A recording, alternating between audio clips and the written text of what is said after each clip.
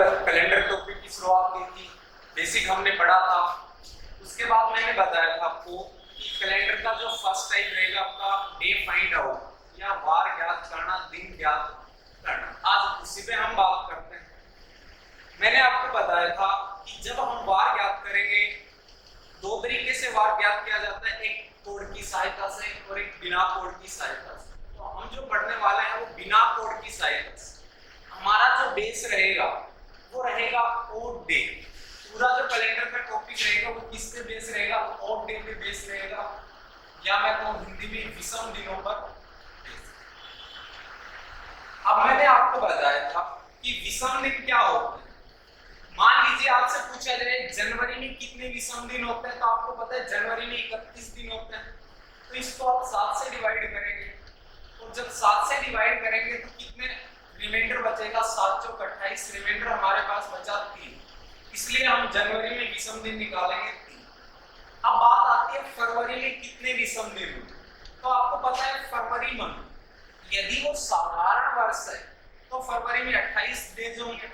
अगर वो leap year है तो फरवरी में 29 दिन होंगे। तो इसमें विषम दिन कितने हुए? 7 चौक 28 0। इसमें कितने हो जाएंगे? 7 चौक 28 1।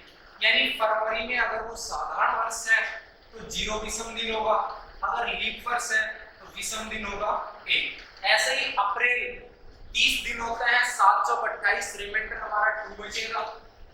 ठीक है। मार्च में 31 होता है, 7 चौक 28 3 बचेगा। मई में 31 होता है, 7 चौक 28 3 बचेगा। ऐसे ही सारे रिमाइंडर मैंने लिख दिया हर मंथ के। जैसे दिसंबर में 31 दिन होते हैं, जब 7 से डिवाइड करेंगे 7 चौक 28, रिमाइंडर हमारा बचेगा। आई होप कि रिमाइंडर जो ओड डे है आपको क्लियर हुआ होगा। अब देखो ये तो थे मंथ में ओड डे निकालना, क्लियर है। लेकिन बात करें कई वर्ष दे दे तब ओड डे कैसे निकालेंगे। तो कल मैंने आपको एक वर्ष में ओड डे निकालना बताया था।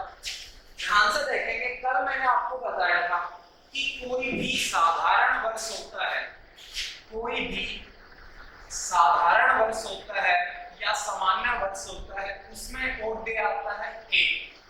कैसे मैंने बताया था? साधारण वर्ष में दिन होते हैं 365, 7 से भाग देंगे तो हमारे पास शेष बचेगा 1। किसी भी लीप वर्ष में विषम दिनों की संख्या होती है 2। किसी भी लीप वर्ष में विषम दिनों की संख्या होती है 2। कैसे? 366 दिन होते हैं लीप वर्ष में, 7 से डिवाइड करेंगे हमारे पास आएगा। तो यहाँ कौन सा ध्यान रखना है?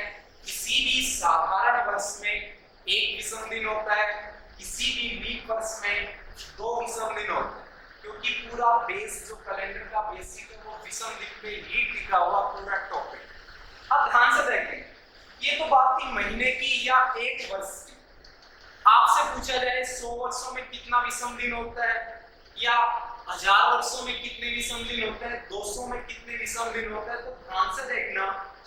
हम बेस मान के चलेंगे कि 100 वर्षों में कितने विषम दिन होते हैं। तो ध्यान से देखिएगा, आपको 100 वर्षों में विषम दिन निकालना है। तो आपको पता है कि 100 वर्षों में 24 लीप वर्ष होते हैं। 100 वर्षों में 24 लीप वर्ष होते हैं, और जो 76 होते हैं वो हमारे होते हैं सामान्य वर्ष, सिंपल ईयर। अब हमें पता है कि एक लीप वर्ष में 2 विषम दिन होते हैं। एक लीप वर्ष में 2 विषम दिन है, तो 24 लीप वर्षों में कितने विषम दिन होंगे? 48। क्लियर है। सेकंड बात आती है, जब एक साधारण वर्ष में 1 विषम दिन होता है तो 76 साधारण वर्ष में विषम दिन कितने होंगे? 76 दिन। क्लियर है। अब दोनों को जोड़ेंगे तो कितना आ जाएगा हमारा? ये 6 8 कितना हो गया भाई? 4 हो गया, 7 और 4 11 1 12। यानी 100 वर्षों में 124 विषम दिन आ गए। पर ध्यान रहे, विषम दिन हमेशा 7 से नीचे रहता है। विषम दिन हमेशा 7 से नीचे रहता है। तो क्या करेंगे? इसको 7 से भाग देंगे, और जब 7 से भाग देंगे तो ये आएगा 7 एकदम 7 54 बच गया। 7 7 जा 49। यहाँ रिमाइंडर हमारा बच रहा है 5। यानी विषम दिन आ गए हमारे पास 100 वर्षों में 5 विषम। ये बेस रहेगा। आई होप कि बढ़िया तरीके से समझ में आया होगा। एक लीप वर्ष में 2 विषम दिन तो 24 में 48, एक साधारण वर्ष में एक विषम दिन तो 76 में 76, दोनों का ऐड किया कितना हुआ 120, 7 से डिवाइड किया रिमाइंडर आया 5। तो हमारे पास बात निकल के आई कि 100 वर्षों में विषम दिनों की संख्या होती है 5। क्लियर है सभी को? अब देखो ये तो बात थी 100 वर्षों की। 100 वर्षों में विषम दिन कितने होते? तो हमारा आंसर आ गया 5। अब ध्यान से देखिएगा कि 200 में पूछे, 300 में पूछे, 800, 900, 1000 कुछ भी पूछे तो हम बताते हैं सबसे पहले 100 वर्षों में विषम दिन। हमने अभी निकाला था, यहां मैं लिख देता हूं विषम दिन, या अंग्रेजी में कहेंगे ओड। तो अभी हमने निकाला 100 वर्षों में विषम दिन होते हैं 5। हमें निकालना है 200 वर्षों में। तो मान के चलिए अगर 100 वर्षों में 5 विषम दिन है तो अगले 100 वर्षों में भी विषम दिन कितने होंगे 5। यानी 100 पहले में 5 विषम दिन पहले 100 वर्षों में, 5 विषम दिन दूसरे 100 वर्षों में, यानी टोटल कितना हुआ 10। यानी 200 वर्षों में विषम दिन हुआ 10। तो ये विषम दिन 7 से नीचे आता है तो मैं इसको क्या कर सकता हूँ 7 एकम 7, रिमाइंडर बचा 3। तो मैं यहां लिख सकता हूं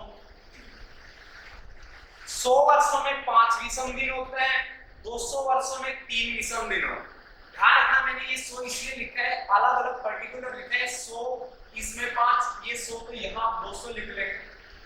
अब हमें पता करना है 300 वर्षों में कितने विषम दिन होंगे। 300 वर्षों में कितने विषम दिन होंगे? तो हमें पता है पहले 100 में 5, दूसरे 100 में 5, तीसरे 100 में भी 5 होंगे। क्योंकि 100 में 5 होता है तो आंकड़ा बदलेगा नहीं। अब 5 5 आ गए तो हमारे पास कितने हो गए यहाँ पर 15। लेकिन विषम दिन हमेशा 5 से 7 से कम आएगा। 7 2 14, यहाँ रिमाइंडर बचा 1। यानी 300 वर्षों में विषम दिन आ जाएगा हमारे पास, एक विषम दिन आएगा। क्लियर? अब बात करते हैं 400 वर्षों में कितने विषम दिन आए। अब ध्यान से देखेंगे, ये वाला कॉन्सेप्ट क्लियर होना चाहिए आपका कि पहले 100 वर्षों में 5 विषम दिन, दूसरे 100 वर्षों में 5 विषम दिन, तीसरे 100 वर्षों में 5 विषम दिन, चौथे 100 वर्ष में विषम दिन कितने आए। तो याद रखना जो चौथे 100 वर्ष है उसका जो अंतिम वर्ष है वो 400 जो कि एक लीप वर्ष है, तो उसमें विषम दिनों की संख्या होगी 6। तो टोटल 400 में कितने में भी 5 5 10 15 और 6 21। तो हमारा रिमाइंडर आया 7 3 21, रिमाइंडर आया हमारे पास 0। क्लियर है? बात समझ में आ गई? तो हमारे पास अगर 400 में पूछा जाए कितने विषम दिन होता है तो हम क्या कहेंगे 0। क्लियर है? 100 वर्षों में विषम दिन 5 होंगे, 200 वर्षों में विषम दिन 3 होंगे, 300 वर्षों में विषम दिन 1 होगा, 400 में विषम दिन 0। क्लियर है? अब देखिए मैं इसको थोड़ा साइड में लिख देता हूं, एक छोटी सी टेबल बनाता हूं। यहां हमने लिखे वर्षों की संख्या। 100 वर्षों में विषम दिन आएगा आपका 5, 200 वर्षों में विषम दिन आएंगे आपके 3, 300 वर्षों में विषम दिन आएंगे 1, 400 वर्षों में विषम दिन आएगा आपका 0। आपको कंप्लीट ये टेबल ध्यान रखेंगे। अब रटने की आवश्यकता नहीं है कि भाई 100 में 5 होते हैं, 200 में 3 होते हैं, 300 में 1, 400 में 0। ऑटोमेटिक याद हो जाएगा जब 2-4 क्वेश्चन आप करोगे, प्रैक्टिस करोगे। लेकिन मैंने आपको सोल्व करके बताया कि ये 5 कैसे आया, 3 कैसे आया, 1 कैसे। ये तो बात थी 400 तक की कि 400 तक के अगर विषम दिन हमें निकालने हो तो हम क्या करें। अब बात आती है, मान लीजिए आपको 600 में पूछा जाए, 800 में पूछा जाए, 1900 में पूछा जाए, 2000 में पूछा जाए तो क्या करें। तो ध्यान रहेगा दोस्तों, होता क्या है कि आगे जिसमें भी आपसे विषम दिन पूछा जाता है घुमा फिराकर आपका जो आंसर है इन्हीं में से आए। मान लीजिए मैं एक एग्जांपल देता हूं, छोटा सा एग्जांपल है। आपको बताना है 500 वर्षों में कितने विषम दिन हों। 500 वर्षों में कितने विषम दिन हों। तो आपको क्या करना है, देखो 400 का पेयर बना ले। इस 400 में 0 है, हमें पूछा गया 500, यानी कितना ऊपर जा रहा है, 100 ऊपर जा रहा है। अब हमें पता है 100 में कितने विषम दिन होते हैं, 5, तो हमारा आंसर 500 में भी क्या होगा। आई होप कि समझ में आया होगा। मान लीजिए आपको पूछा गया है 600 वर्षों में कितने विषम दिन होंगे, तो हम 400 के पेड़ बांटेंगे तो 400 तक 0 रहेगा। अब 600 पूछा तो 200 ऊपर जा रहा है और 200 का विषम दिन क्या होगा हमारे पास, 3। इसी प्रकार 700 पूछ रहा है तो देखो 400 का 0 रहेगा, 300 ऊपर जा रहा है, 300 का 1। क्लियर है। अब पूछेगा 800 का, तो सीधी सी बात है 400 की टेबल में जो आएगा उसका जो विषम दिनों की संख्या होगी वो हमेशा कितनी रहेगी, 0। घुमा फिराकर हमारे आंसर वही आ रहे हैं 5310। हमारी जो टेबल बनी है वो बनी है 5310। अब मान लीजिए आपसे उसने पूछा कि 18 वर्षों में कितने विषम दिन होंगे। सोच कीजिए उसने आपसे पूछा 18 वर्षों में कितने विषम दिन होंगे, तो मैंने बताया कि आप पेड़ तोड़ लीजिए 400। देखो 400 में विषम दिन 0 होंगे, अगले 400 में 0 होंगे, अगले 400 में 0 होंगे।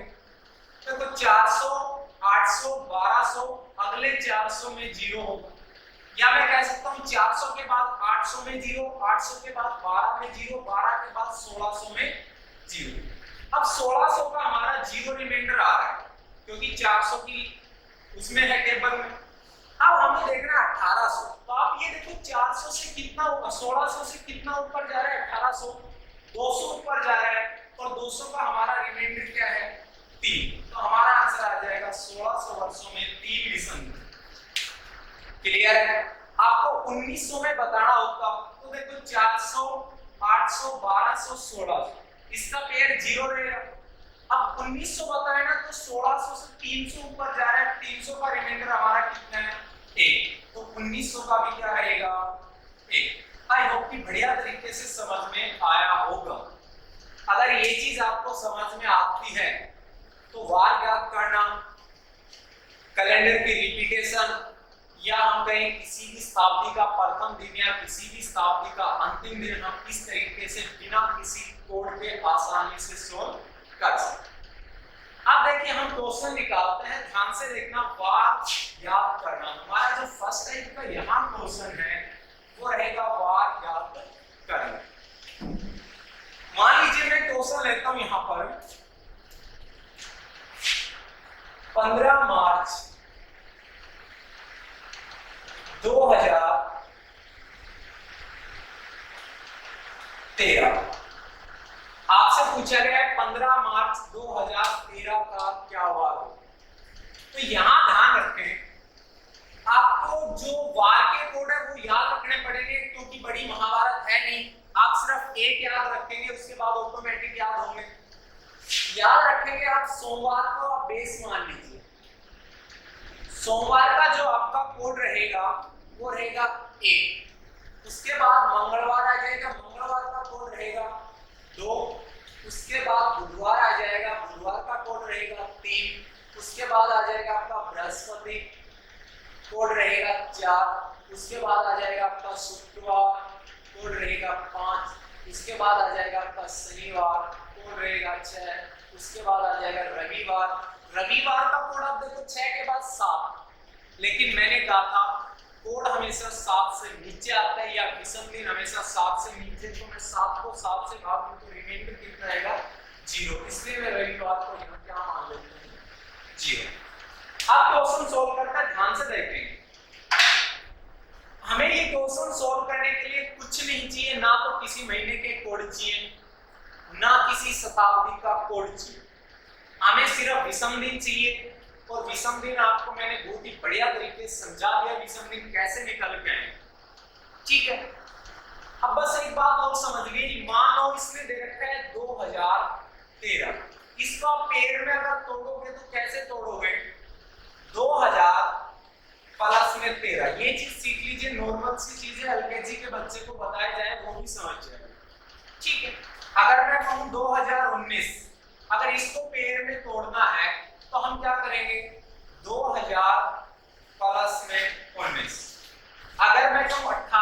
1876, पेयर में तोड़ेंगे तो क्या लिखेंगे 1800 प्लस में 76। बात समझ में आ गई, पेयर में तोड़ना आ गया। अब आते हैं क्वेश्चन सोल्व कैसे। तो मैंने बताया क्वेश्चन सोल्व करने के लिए हमें विषम दिन निकालना है। अब ध्यान से देखो, हमें विषम दिन पहले निकालने हैं 15 मार्च तक। ध्यान से बोल देखना है कि मैंने बताया कि विषम दिन निकालने हैं हमें 15 मार्च तक।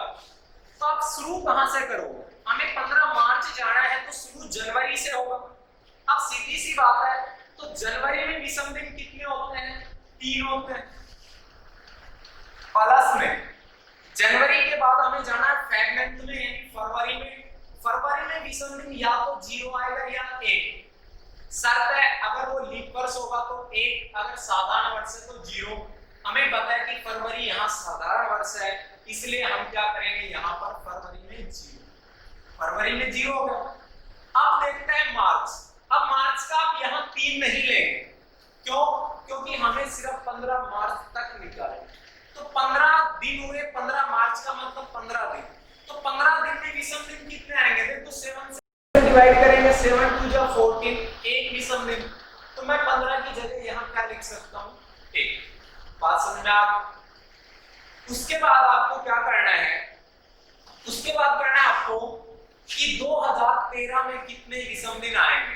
तो आप 2000 में निकालेंगे, 2000 प्लस में 13। तो देखो 2000 में कितने विषम दिन आएंगे? तो देखो 400 में 0। 400 की टेबल में जो भी वर्ष आता है उसका विषम दिन हमेशा क्या रहेगा? 400 में 0, 800 में 0, 1200 में 0, 1600 में 0। तो 2000 में भी कितना? 0। तो 2000 में कितने विषम दिन? 0। बात समझ में आ गई? अब यहां पर क्या है, बस इसमें एक बात ध्यान रखनी है आपको, जितने वर्ष आपको दे रखे हैं, जितने वर्ष आपको दे रखे हैं उससे एक कम लेके चलना है। जितने वर्ष उसमें आपको दे रखे हैं उसमें एक कम लेके चलना है। मींस मैं कहूं कि आपके पास 13 वर्ष दे रखे हैं तो आपको लेके चलने हैं 12 वर्ष। क्यों हमने एक कम किया उसका रीजन हम आगे बताएंगे। तो 13 की जगह हमने 12 ले लिया, एज इट इज लिख दिया। क्लियर है? उसके बाद हमें देखना है, लास्ट में याद रखना, विषम दिनों के बाद हमें लीप वर्षों की संख्या लिखनी। तो आप बताइए 12 में कितने लीप वर्ष होंगे? तो 12 वर्षों में लीप वर्ष कितने होंगे? तो लीप वर्ष निकालना मैंने बताया था, 12 को मैं डिवाइड करूंगा कितने से? 12 को डिवाइड करेंगे हम 4 से, तो भागफल कितना आ रहा है? 3। तो 12 वर्षों में जो लीप वर्ष आएंगे वो कितने आ जाएंगे हमारे पास? 3 आ जाएंगे। क्लियर? फिर से बताता हूं क्या करना है। जनवरी हमें 15 मार्च तक विषम दिन काउंट करना है। जनवरी में 3, फरवरी में 0, मार्च हमें 15 है तो 15 तक लेंगे, 7 दूनी 14, 1 लिख सकता हूं। 2000 का 0 हो गया हमारे पास। वर्ष हमें 13 की जगह 12 लेना है। अगर यहाँ 25 होता तो हम 24 लेते, 22 होता 21 लेता, 19 होता 18 लेते। क्लियर? अब आप ये देखो कि इन 12 वर्षों में कितने लीप वर्ष आएंगे। तो पता है 12 में कितने लीप वर्ष आएंगे भाई? 3 लीप वर्ष आएंगे, इसलिए मैंने यहाँ पर लिख दिया 3। क्लियर है? और पूरे को आप डिवाइड कर देंगे किससे? 7 से। पूरे को डिवाइड कर देंगे आप 7 से। अब देखिए यहाँ पर कितना ऐड होगा? 3 और 1 4, 4 और 3 7। तो ये 7 यहाँ कैंसिल हो जाएगा, क्योंकि बाद में भी अगर 7 से डिवाइड करेंगे तो कैंसिल होगा। बचा कितना? 12/7। तो कितना भाई? 7 एकदम 7। रिमाइंडर कितना बचा हमारे पास? 5। और 5 का हमारे पास वार क्या हो जाएगा? शुक्रवार। 5 का क्या वार हो जाएगा? शुक्रवार। आई होप कि बढ़िया तरीके से समझ में आया होगा। फिर भी कोई डाउट है? अभी से 3 से 4 क्वेश्चन इस टाइप के मैं और करवा रहा हूं। ध्यान से देखेंगे, समझने की कोशिश करेंगे बिना कोड के। बहुत ही आसान तरीका है। अगला क्वेश्चन मैं आपको बताता हूं, ध्यान से देखेंगे। मान लीजिए मैं आज की डेट फाइंड करना चाहता हूं। और आज तारीख होगी 28 जुलाई, 28 जुलाई 2020, 28 जुलाई 2020। तो सबसे पहले क्या करेंगे, विषम दिन निकालना है। कहां तक? 28 जुलाई। अब देखो जनवरी से शुरू करेंगे ना, तो जनवरी में कितने? 3, फरवरी में 2020 एक लीप वर्ष है तो फरवरी में विषम दिन 1, मार्च में 3, अप्रैल में 2, मई में 3, जून में 2। अब बात आती है जुलाई की। अब जुलाई में हमें 28 तक जाना है, तो 7 चौक 28, 0 आ गया। बात समझ में आ गई? अब हमारे पास है 2020, तो 2020 में हमें विषम दिन निकालना है। तो मैंने बताया था इसको पेड़ में तोड़ो, तो 2000 प्लस में 20, तो 2000 में विषम दिन कितने होंगे? 2000 में विषम दिन 400 में 0, 800 में 0, 12 में 0, 16 में 0, 2000 में 0, तो 2000 में भी कितना आ गया? 0। बात समझ में आ गई?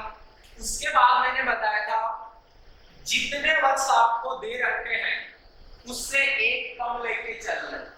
जितने वर्ष दे रखे हैं उससे एक कम लेके चलना है। हमारे पास 20 वर्ष दिए तो हम यहाँ लिखेंगे 19, और लास्ट में हमें लिखना है लीप वर्षों की संख्या। लास्ट में क्या लिखना है? लीप वर्षों की संख्या। तो ध्यान से देखेंगे 19 में कितने लीप वर्ष आ जाएंगे? 19 को अगर मैं 4 से डिवाइड करूं तो 4 भागफल आएंगे, तो 19 में लीप वर्ष कितने आ गए? 4। बात समझ में आ गई? और पूरे के बटे में कितना आ जाएगा? 7।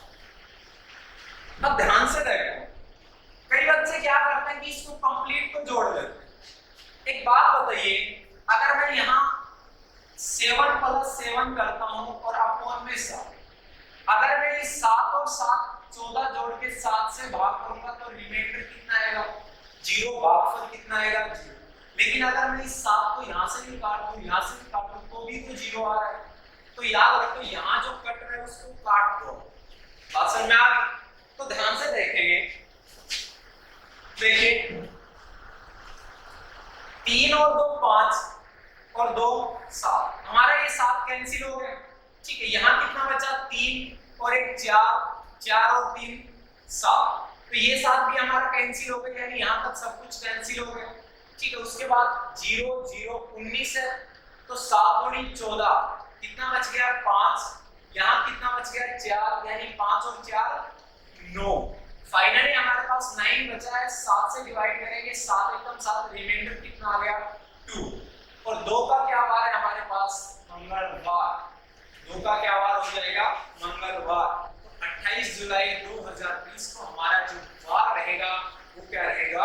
मंगल। बढ़िया समझ में आया होगा। आई होप कि दी बेस्ट तरीका लगा होगा आपको बिना तोड़ के।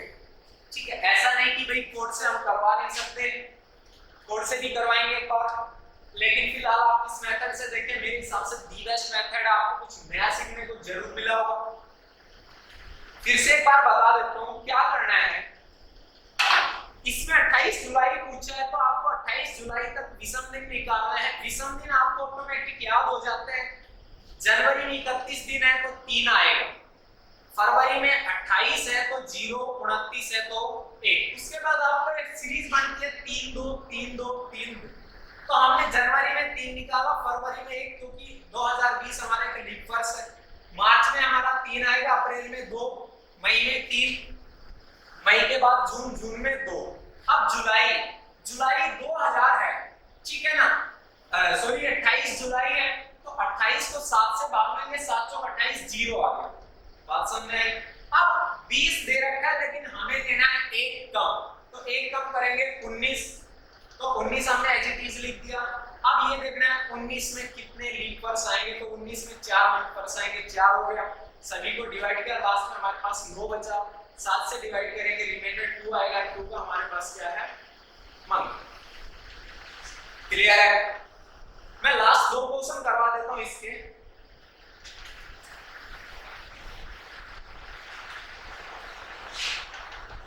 अगला हमारा जो क्वेश्चन है वो रहेगा 17 जनवरी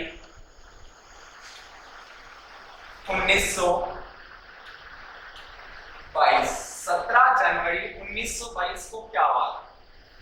तो देखो हमें विषम दिन निकालना है, तो 17 जनवरी तक विषम दिन निकालना, यानी पहले महीने में ही 17 ही दिन है, और 17 दिनों में कितने विषम दिन होते हैं? तो 17 को किससे डिवाइड करेंगे? 7 से, 7 दूनी 14, हमारे पास कितना बचा? 3, यानी जनवरी, इस जनवरी में हमारा 17 को 7 से भाग के रिमाइंडर 3 आया, प्लस क्या करेंगे? अब हमें विषम दिन हमने महीनों में निकाल लिए, अब वर्ष में विषम दिन निकाल रहे, यहाँ है 1922, तो हम क्या लिखेंगे? 1900 प्लस 22। अब ये चीज बार बार आपको नोट करके नहीं देखनी है, मैं सिर्फ समझाने के लिए बोर्ड पे लिख रहा हूँ, क्योंकि 1922 का मतलब यही होता है 1900 प्लस में 22। तो 1900 में कितने विषम दिन आएंगे? तो देखो 400 में 0, 400 में 0, 800 में 0, 1200 में 0 और 1600 में 0। अब इन सभी में 0 आ रहा है, हमें बताना है 1900। तो अब ये देखो 1600 से कितने आगे है 1900? भाई 1700, 1800, 1900, यानी 300 आगे। तो 300 का विषम दिन क्या है हमारे पास? 1। तो हम कह सकते हैं 1900 में जो विषम दिन आएगा वो आएगा 1। क्लियर है? उसके बाद हमारे पास है 22। तो हमने बताया था हमेशा जितने वर्ष दे रखे उसमें से एक कम लेंगे, यानी यहाँ 22 है तो हम क्या लेंगे? 21 लेंगे। प्लस में लास्ट में आपको ध्यान रखना है लीप वर्षों की संख्या। तो 21 वर्षों में लीप वर्ष कितने आएंगे? 4 आएंगे, क्योंकि 21 को 4 से भाग देंगे तो भागफल कितना आएगा? 4, सॉरी 5। 7 से डिवाइड करेंगे, 7 से 21, ये 0 में कन्वर्ट हो गया। क्लियर है? 3 और 1 4, 4 और 5 9। तो भाई 7 एकम 7, रिमाइंडर बचा हमारे पास 2। रिमाइंडर कितना बचा हमारे पास? तो रिमाइंडर बच रहा है 2, यानी यहाँ भी हमारा आंसर क्या रहेगा? 2। ठीक है, मंगलवार ट्यूसडे हमारा आंसर आ जाएगा, यहाँ हमारा आंसर जो होगा वो क्या होगा? ट्यूसडे। आई होप कि 3 क्वेश्चन मैंने इसमें करवा दिया, बेस्ट समझ में आया। अब एक बात और देखिए, इस मेथड की एक यूनिक बात बताता हूँ। कई बार आप जब सेंचुरी का कोई डेट निकालते हैं, कोई वार निकालते हैं, इस तरीके में जो हम कोड से निकालते हैं, हालांकि कोड से हर एक क्वेश्चन करना संभव है, बट उसमें जब करेंगे थोड़ा सा हमें बदलाव करना पड़ता है। लेकिन जब शताब्दी का यहाँ वार निकालना होता है तो कुछ भी नहीं करना। ये क्वेश्चन मैं आपके लिए दे रहा हूँ, एक बार क्वेश्चन लिख देता हूँ, आप करेंगे, जब भी टाइम लगे आप इस क्वेश्चन को करके देखेंगे और आंसर कमेंट सेक्शन में लिख देंगे जब भी आप इस वीडियो को देखें। मान लीजिए आपसे पूछा है 19 अप्रैल 2000 का क्या हुआ? हिंट में आपको दे देता हूं, कई बच्चे करेंगे कि 2000 में मैं कम कैसे करूं? तो 2000 है तो हम उसको 1998 में कन्वर्ट कर लेंगे, सॉरी 1999, क्योंकि हमने बताया था हमेशा एक वर्ष कम लेना है। अगर 2020 है तो हम 2019 लेंगे, 2025 है 2024 लेंगे, 2017 है 2016 लेंगे। तो यहाँ पूरा 2000 है तो एक कम करेंगे तो 1999 आएगा ना। तो आप इस 2000 के बजाय क्या लिखेंगे? 1999। बाकी हमारा पोर्शन कुछ भी चेंज नहीं होगा, सेम एज इट इज ही रहेगा। क्लियर है सभी को? ये क्वेश्चन आपको करना है, हमारी डेट दे रखी थी 19 अप्रैल 2000, 19 अप्रैल 2000 को क्या वार है? ये क्वेश्चन अगली वीडियो में इस क्वेश्चन का भी सॉल्यूशन मैं कराऊंगा, पहले आप देख लेंगे ध्यान से। मैं देखना चाहता हूं समझ में आया या नहीं। अब देखिए, अब हमारे पास बात आती है शताब्दी वर्ष। भाई शताब्दी वर्ष से पहले मैं आपको एक छोटी सी बात बता देता हूं। एक बार एग्जाम में क्वेश्चन आ गया था कि दिन कितने होते हैं, नंबर ऑफ डेज, दिन कितने होते हैं, दिन कितने होते हैं। अब कई के माइंड में बात नहीं होगी, दिन तो 30 भी होते हैं, 31 भी होते हैं, 28 भी होते हैं और 365 होते हैं, 366 होते हैं। कोई पूछे कि हमें वीक में बताना है तो 7 दिन, महीने में बताना है तो 30, वर्ष में बताना है 365 या 366। लेकिन ध्यान रहे, अगर पर्टिकुलर पूछे तो आप बता सकते हैं। मान लो मैं कहूं कि जनवरी में कितने दिन होते हैं, आप बिना सोचे समझे बताओगे 31। मैं कहूं फरवरी में कितने दिन होते हैं, आप बताओगे 28, 29। साधारण वर्ष है तो 28, लीप वर्ष है तो 29। बट आपसे पूछा जा रहा है केवल दिन, तो देखो समझने का तरीका बताता हूं। मान लीजिए आपके घर में भी छोटे बच्चे होंगे, स्कूल में जाते होंगे, उनका होमवर्क आता है, तो वहां पर होमवर्क की जगह इंग्लिश का जो वर्क है वहां लिखा होता है दिनों के नाम लिखो, दिनों के नाम लिखो। पर जब दिनों के नाम लिखे जाते हैं तो आप कैसे लिखते हो? Sunday, Monday, Tuesday, Wednesday, Thursday, Friday और सैटरडे। क्या इससे आगे आप जाते हो? नहीं। दिनों के नाम लिखने तो आप 7 ही दिन लिखते हैं, सोमवार, रविवार, लास्ट। क्लियर है? तो याद रखना, कभी भी एग्जाम में दिनों की संख्या आ जाए, पूछे कि दिनों की संख्या कितनी होती है, ऑप्शन मिलेगा आपको 365, 7 और आपको मिल जाएगा 366। तो बिना सोचे समझे आपका आंसर क्या हो जाएगा? 7। दिनों की संख्या कितनी हो जाती है? 7। बहुत ही छोटा सा क्वेश्चन है, बट एग्जाम में कई बार बच्चे गलती कर देते हैं, तो ध्यान रखना। दिनों की संख्या पूछे तो दिनों की संख्या कितनी होती है? 7। या तो दिन कितने होते हैं तो आप कहोगे 7। हाँ, पर्टिकुलरली वैसे पूछे कि भाई दिन तो 15 भी होते हैं। भाई अगर आपसे पूछे महीने में कितने दिन होते हैं तो आप बोल सकते हैं 30। वर्ष में 365, 366।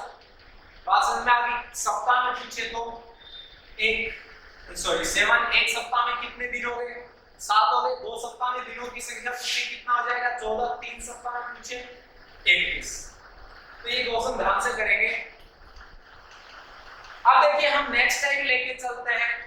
एग्जाम में कई बार आपसे क्वेश्चन पूछा जाता है कि किसी भी शताब्दी का अंतिम दिन कौन कौन सा होता है? किसी भी शताब्दी का अंतिम दिन कौन कौन सा होता है? बुक्स में आपको दिखाया जाता है कि भाई रविवार, शनिवार जो भी है, याद कर लेंगे कि शताब्दी का अंतिम दिन ये वार हो सकते हैं, या शताब्दी का प्रथम दिन ये वार हो सकता है। हो सकता है आप एग्जाम में ये चीज भूल जाओ, एग्जाम में आ गया कि भाई हमने तो याद किया था प्रथम दिन कौन से है और अंतिम दिन कौन से। तो आपको ऐसा नहीं करना है। आप जो करेंगे बहुत ही इत्मीनान से, बढ़िया तरीके से, कॉन्सेप्टिव तरीके से करेंगे। मैंने बताया था कैलेंडर में हम कोई भी लॉजिक नहीं बदलेंगे। हमने जो हमारा मेथड लिया है 53, 10 या मैं कहूं विषम दिनों की संख्या, इसी मेथड से सब कुछ सोल्व करें। तो ध्यान से देखेंगे। पहले मैं बात करता हूं किसी भी शताब्दी का अंतिम दिन क्या हो सकता है? किसी भी शताब्दी का अंतिम दिन। एक छोटी सी बात समझिए, शताब्दी होती क्या है? शताब्दी होती है 100, 200, 300। मान लो मैं लिखूं 1700, तो ये भी तो एक शताब्दी है। मैं लिखूं 1900, तो ये भी तो एक शताब्दी है। कहने का मतलब तो यही हुआ ना, किसी भी शताब्दी का अंतिम दिन यानी 1700 का अंतिम दिन, या मैं कहूं 31 दिसंबर 1700 का क्या वार था, या मैं कहूं 31 दिसंबर 1900 का क्या वार। अब कॉन्सेप्ट क्या कहता है, ध्यान से देखो।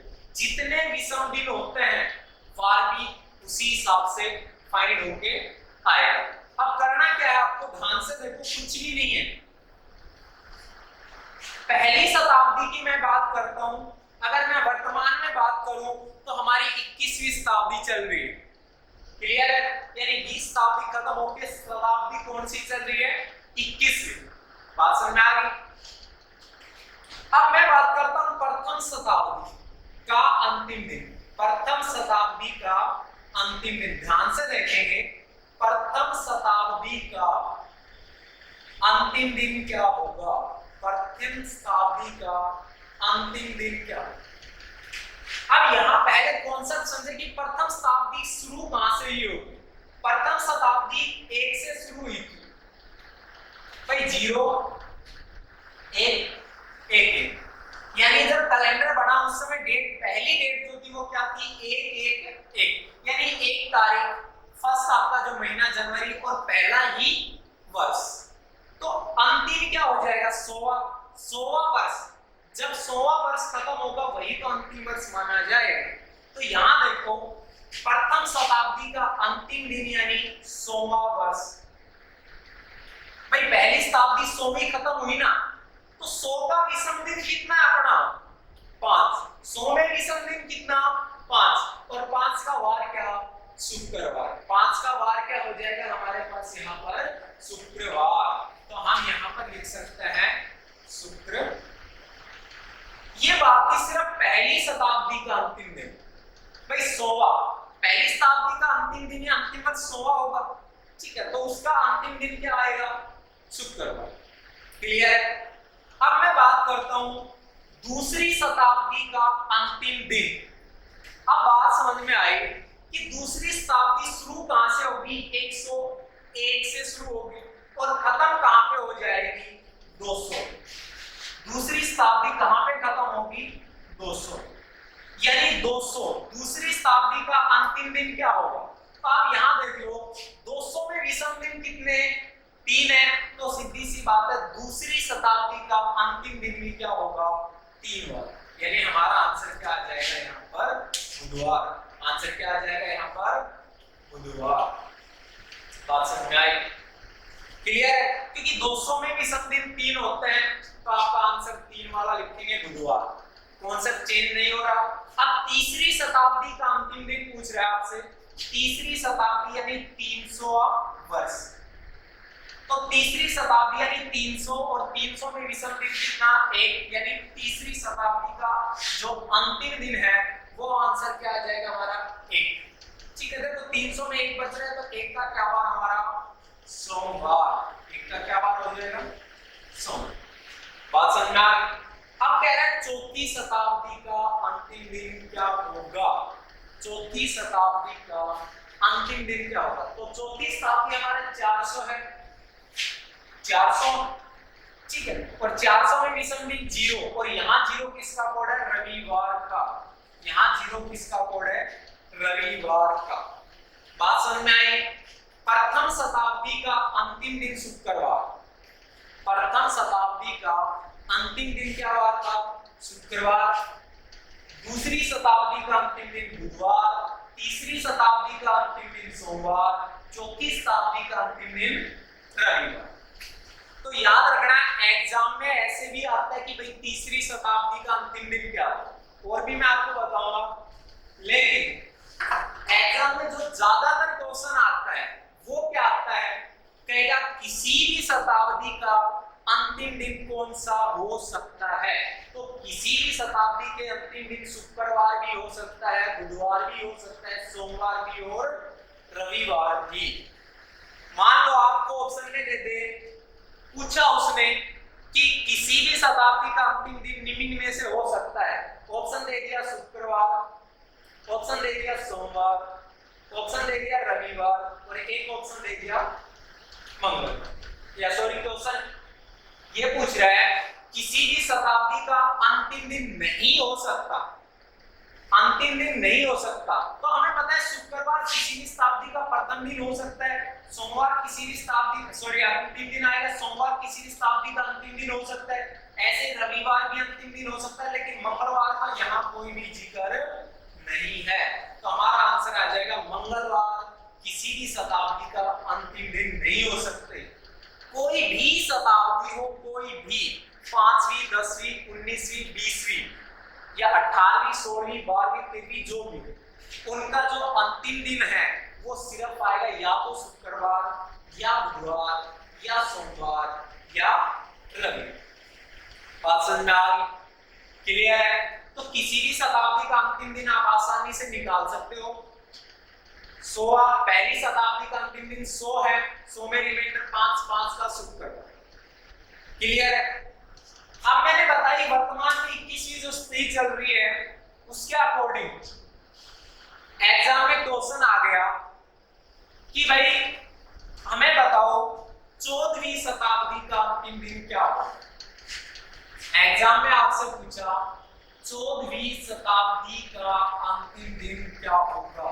14वीं शताब्दी का अंतिम दिन क्या होगा। तो याद रखना अंतिम दिन घूम फिर कर आएंगे इन्हीं दिनों में से, 4 डेज में से। अब एक बात आई, मंगलवार, बृहस्पतिवार और शनिवार ये तो हो ही नहीं सकते क्योंकि इन 4 में नहीं। तो उसने पूछा 14वीं शताब्दी, तो यहाँ भी आपका पेड़ 400 में टूट जाएगा। तो 14 का पूछा है ना, तो देखो 400 का 0, 800 का 0, 1200 का 0, 1200 तक 0 हो गया। हमें पूछा है 14, तो 12 से 200 ऊपर जा रहा है ना, और 200 में शेषफल कितना, 3। तो भाई 3 यहाँ क्या, बुधवार। तो सीधी सी बात है 14वीं शताब्दी का अंतिम दिन क्या हुआ था, बुधवार। 14वीं शताब्दी का अंतिम दिन क्या था, बुधवार। बात समझ में आ गई। अब देखो आपसे पूछा जाता है 19वीं शताब्दी, या आपसे पूछा जाए 11वीं शताब्दी का अंतिम दिन, तो 11वीं का मतलब है 1100। भाई 1 का मतलब 100, 2 का मतलब 200, 8 का मतलब 800, यानी 8वीं शताब्दी का मतलब 800 है, 9वीं शताब्दी का मतलब 900 है, 18वीं शताब्दी का मतलब 1800 है, 20वीं शताब्दी का मतलब 2000 है, 21वीं शताब्दी का मतलब 2100 है। बात समझ में आ गई। तो 1100 यानी 11वीं शताब्दी का अंतिम दिन पूछा है। तो देखो 400 का कितना रहेगा आपका, 0, 800 का कितना रहेगा, 0, बचा कितना, 300 ऊपर जा रहा है, 300 का अपना क्या रहता है 1, और 1 का क्या हुआ आपका 100, 1 का क्या हुआ आपका 100। बात समझ में आ गई। 1 का क्या हुआ है 100। तो हमारे जो 11वीं शताब्दी है उसका अंतिम दिन क्या होगा 100। शताब्दी टोटल 21 है। 21 की 21 शताब्दी के अंतिम दिन अगर आपसे पूछे जाते हैं तो बहुत ही आसानी से बताए जा सकते हैं। बात समझ में आई। एक बार मैं इसको मिटा देता हूं, फिर ध्यान से देखें।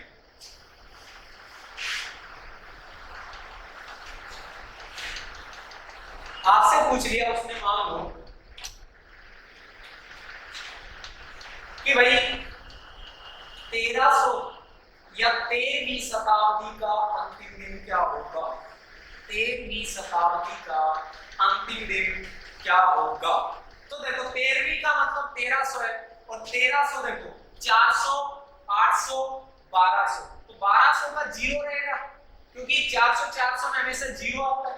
तो 1200 से 100 ऊपर है, और 100 में कितना 5, और 5 का क्या हुआ हमारा शुक्रवार। तो मैं कह सकता हूं 13वीं शताब्दी का अंतिम दिन क्या हो जाएगा, शुक्रवार। 13वीं शताब्दी का अंतिम दिन क्या हो जाएगा, शुक्रवार। रटने की आवश्यकता है नहीं, जितने विषम दिन होगा वही कोड अंतिम दिन कहलाएगा। जितना विषम दिन होगा वही कोड अंतिम दिन कहलाएगा। बात समझ में आ गई। अब नेक्स्ट देखेंगे ध्यान से। एक छोटा सा कॉन्सेप्ट है, ये तो हमने बात की कि भाई किसी भी शताब्दी का अंतिम दिन कौन सा है। तो मैं एक बार फिर से नोट कर देता हूं ताकि आपको बेस्ट समझ में आए। प्रथम का अंतिम दिन, प्रथम का अंतिम दिन हमने आंसर निकाला था। प्रथम का मतलब 100, 5 यानी हमारा आंसर आया था यहां पर शुक्रवार। हमारा आंसर आया था शुक्रवार। दूसरी शताब्दी का अंतिम दिन, ये मैं अंतिम दिन लिख रहा हूं तो दूसरी शताब्दी यानी 3, और 3 का हमारा आया था बुधवार। तीसरी शताब्दी, थर्ड का हमारा 1 है, यानी हमारा आंसर आया था सोम। बात समझ में आई। और उसके बाद फोर्थ है, फोर्थ में 0 आ रहा है, तो 0 का हमारा आंसर क्या था, रवि। इन 4 शताब्दी। अब मैं बात करता हूं किसी भी शताब्दी का प्रथम दिन।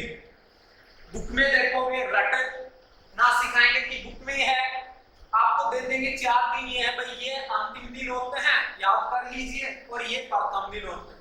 बट आपको ऐसे नहीं करना, कॉन्सेप्ट कंटेंट के साथ समझना है। अंतिम दिन जैसे मैंने बताए हैं उसी तरीके से ध्यान से देखो, कुछ भी नहीं।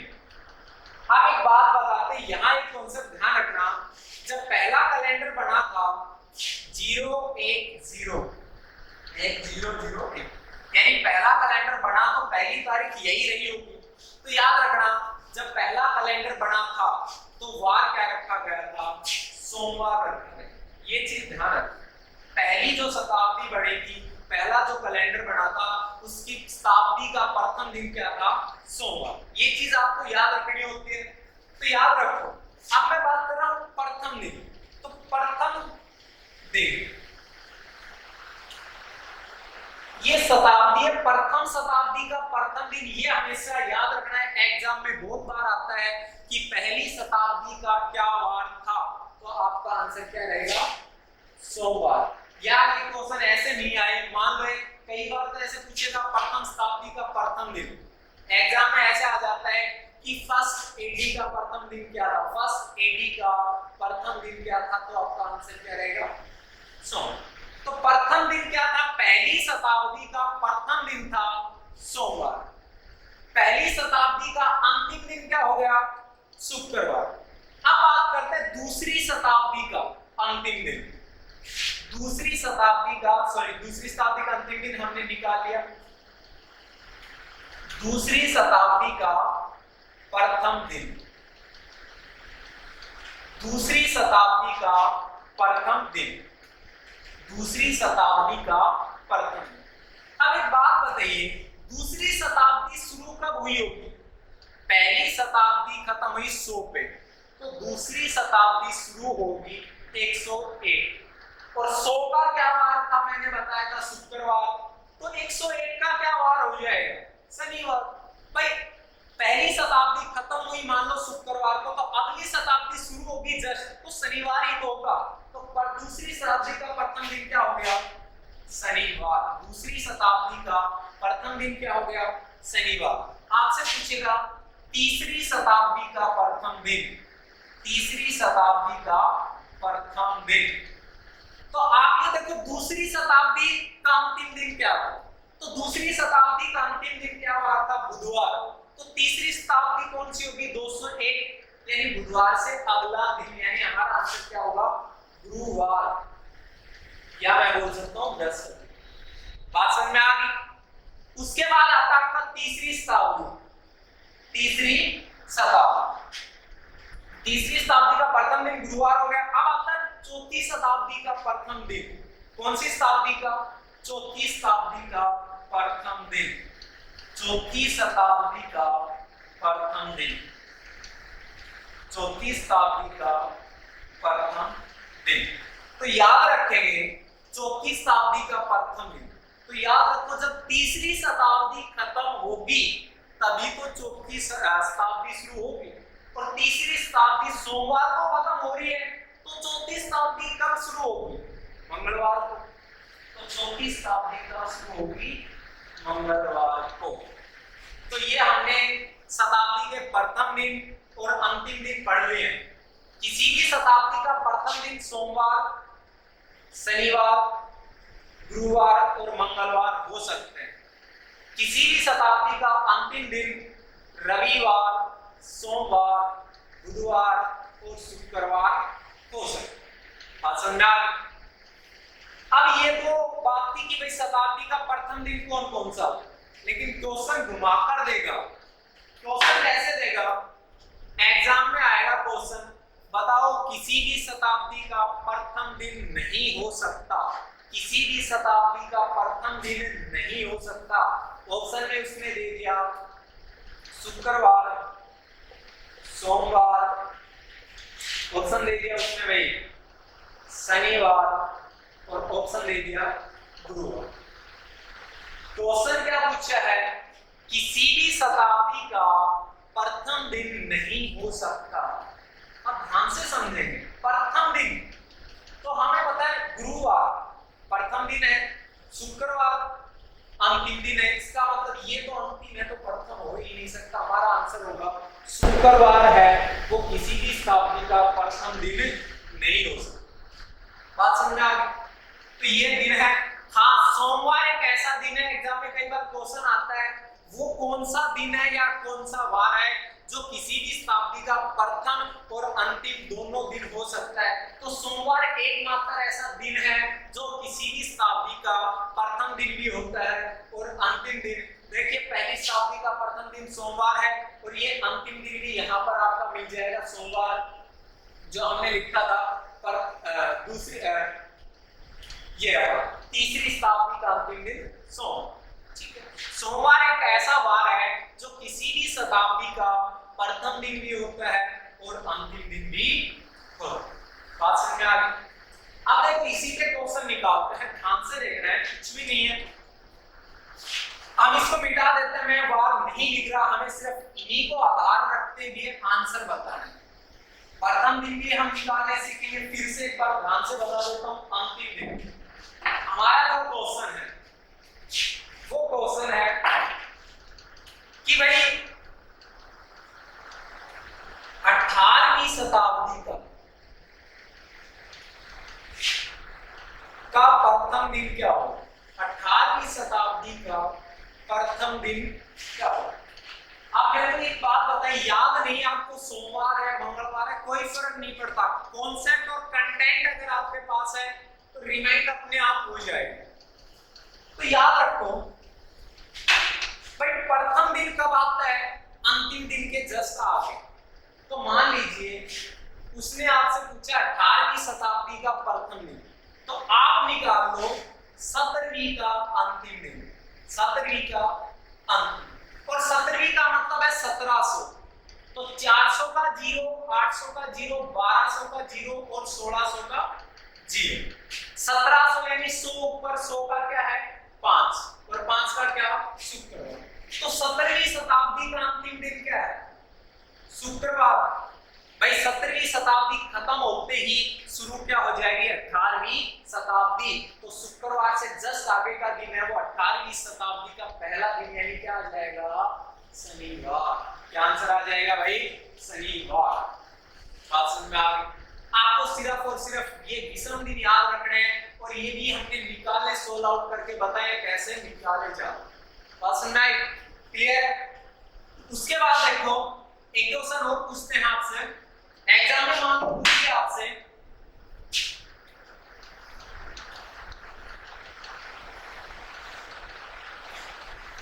छठी शताब्दी का अंतिम दिन, छठी शताब्दी का